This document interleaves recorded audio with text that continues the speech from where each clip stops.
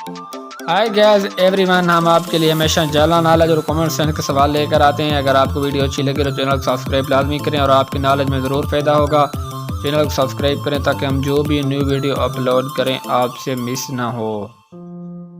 एक मर्द के दिल का औसत वज़न कितना होता है? अगर आपको जवाब पहले से आता है तो कॉमेंट में ज़रूर दें।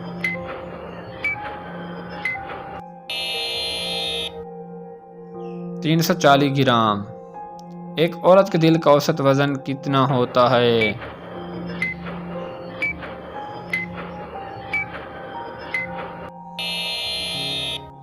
255 ग्राम। वो कौन सा जानवर है जो पानी नहीं पी सकता?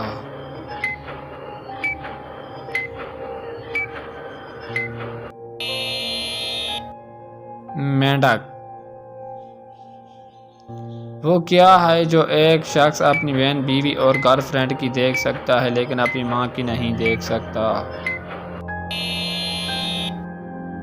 इसका जवाब है शादी। दोस्तों आज की वीडियो यहाँ तक काफ़ी थी, फिर मिलते हैं नेक्स्ट वीडियो में। तब तक के लिए अल्लाह हाफ़िज़। Thanks everyone, thanks for watching.